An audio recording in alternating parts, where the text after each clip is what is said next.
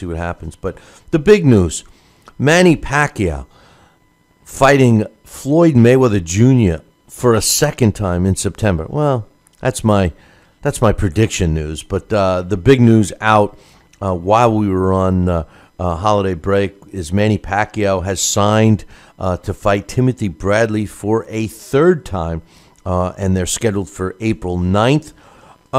My thoughts on this are I like it. You know, Timothy Bradley is an underrated fighter. And although one of the viewers emailed me before about giving Teddy Atlas the Trainer of the Year award, I do believe as much as, listen, my hang-up with Teddy Atlas is simply this. He's a big mouth, and he's the only one that's right. Boxing is subjective. It's opinionated. You know, if I feel one way and you feel another, it doesn't necessarily mean I'm right and you're wrong. It's just our subjective opinions. Well, when it comes to Teddy Atlas feels that he's always right. And unless you agree with him, you're wrong. Now, as far as his training ability as a pro, I think that, it's less than desirable. There's so many better trainers out there with better resumes than Teddy Atlas. However, I think the inclusion of Teddy Atlas in Timothy Bradley's camp has helped Timothy Bradley. Although I don't think Timothy Bradley has changed his style much in terms of what he can do and what he can't do, I think the one thing that he did do with the tutelage of Teddy Atlas, and this is only after a couple of months, is that he listened to him. In Timothy Bradley's last fight, he started to get coaxed into a brawl, and then he stopped, something he has not done in the past. The way to, try to get the best of Timothy Bradley is to try to exchange with him. He thinks he's a power puncher. He's not really, although he got an impressive knockout in his last fight.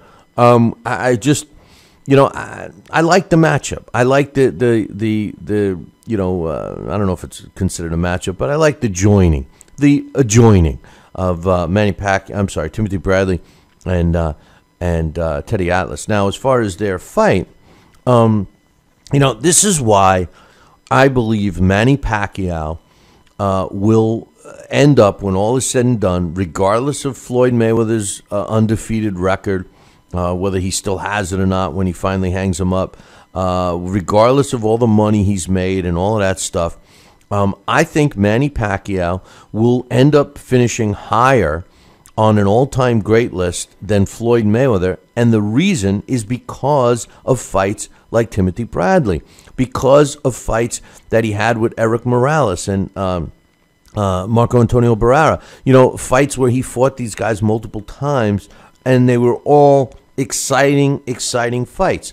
The Timothy Bradley fight that Manny Pacquiao kind of got robbed, that wasn't Timothy Bradley's fault, but they were still exciting fights, all of them. And I think that this third one will be just as impressive. The bottom line is when you look at Manny Pacquiao and Floyd Mayweather, and you look at where they are now and how they got to where they are, and who they're picking. Floyd Mayweather supposedly is retired. We all know he's not, but he's supposedly retired. His last fight, who does he pick? The easiest fighter he could find. A guy that virtually was one-dimensional with a capital one, and that was, Andre Berto. And who does Manny Pacquiao pick for his so-called last fight? Timothy Bradley, a world champion, a guy that beat him before, technically. A guy, record-wise he did. A guy that's got a new trainer, a guy that is on the upswing, a guy that's still in his prime. These are the kinds of fighters that Manny Pacquiao picks. Floyd Mayweather, not so much. But don't worry. If Manny Pacquiao wins the fight against Timothy Bradley on April 9th, you can bet your last dollar that Floyd Mayweather and Manny Pacquiao will fight a second time to close out 2016. That will be the fight that makes the most sense for dollars for Floyd Mayweather. Now, as far as Floyd Mayweather and Manny Pacquiao, Floyd Sr. has dismissed that the fight will ever take place. He says he's never going to fight his Manny Pacquiao again. He says Junior doesn't need to. Why should he? He already beat him. He's the best, etc., etc., etc. Looking for his 50th professional victory, a final payday, etc., etc. He's admitting that he's going to do this. He says that he does anticipate Mayweather to return to the ring for a final payday and to get his 50th win, but he does not think it's going to be against Manny Pacquiao. I do. I do think it would be Manny Pacquiao because, who else is people going to accept? I mean, honestly, even Floyd Mayweather fans, they try to stick up for him as much as they can. But how do you stick up for a guy, even in the wake of the Andre Berto fight? How do you stick up for a guy, especially now, when a guy like Manny Pacquiao goes after Timothy Bradley for his last pro fight, supposedly? And, Floyd Mayweather, everybody's still talking about Andre Berto. If Manny Pacquiao looks good, I'm telling you, the cry for the Pacquiao-Mayweather second fight will be as loud as the first. And I said this last year. Right after their fight, I said you can bet that they're going to fight again, and I think it's going to happen this year. I think it's going to happen in September. What I also think is funny, speaking of Floyd Mayweather, is that he's been real critical of Oscar De La Hoya and Canelo Álvarez. He's actually been quoted as saying that, why should Oscar De La Hoya put Canelo in so tough? Why doesn't he let him, make defenses of the title and make some money? This is my problem. Floyd Mayweather he's basically polluted the sport so much that he's actually arguing with the decision of Saul Canelo Álvarez and his promoter Oscar De La Hoya for seeking out the toughest competition. To me, that is what the whole basis of the sport of boxing is, to seek out the best of the best and beat their ass so that you can say you're the best of the best. Anybody that picks out the least of the best and then pounds on their chest and says they're the best of the best are a bunch of frauds. Floyd Mayweather has done exactly that for the last 10 years. Now, I'm not going to criticize his beginning of his career because he was, fighting people that he had to fight. But once he didn't have to anymore, he didn't. And he still doesn't. Now he criticizes other fighters who do. It's almost like if people are starting to sway towards recognizing the achievements of a guy like Saul Canelo Álvarez, Floyd Mayweather's got to go in there and criticize them for fighting, too tough a competition. Shouldn't put them in that tough. Should develop them more. Should wait for fights to marinate and do all of this. Okay. That's great from a business sense. But you know what? This sport needs fighters to be men and fight.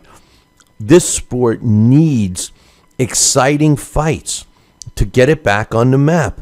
What it does not need is another Floyd Mayweather. It does not need other fighters trying to be like Floyd Mayweather and emulate his, which you got to give Floyd credit for. He succeeded at doing it the way he wanted, but not everyone else can. But when they try, you end up with fighters like Deontay Wilder, a guy who is a fraud. He's yet to fight anybody. Even Daniel Jacobs, although Daniel Jacobs proved me wrong by beating Peter Kid Chocolate Quinlan.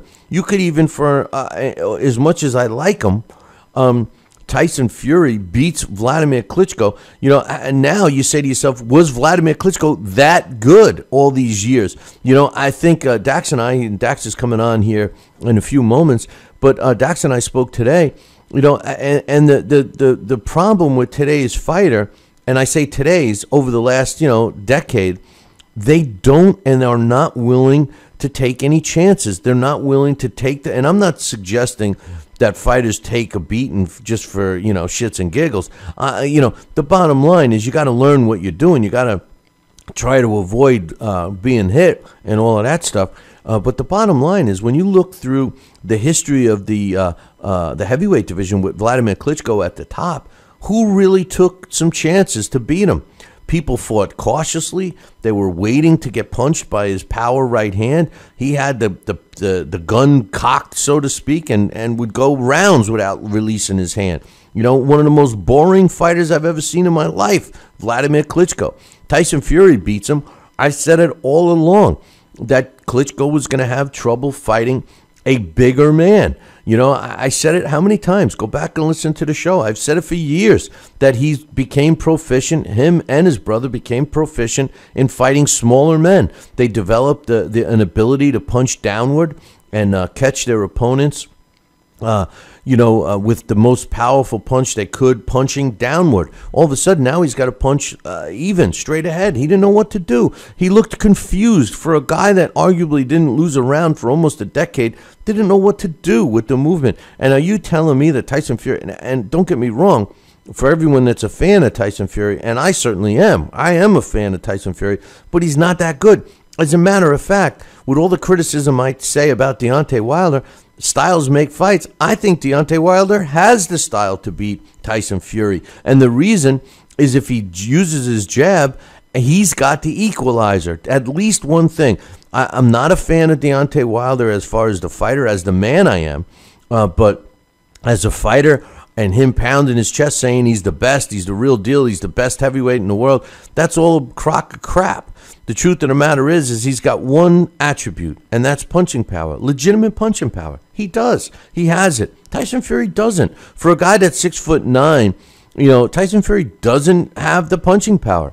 But I think he's got more ring generalship than Deontay Wilder, although we did see an exquisite display of ring generalship and brains when Deontay Wilder fought Berman Stavern. But we haven't seen that since. So it's interesting to see.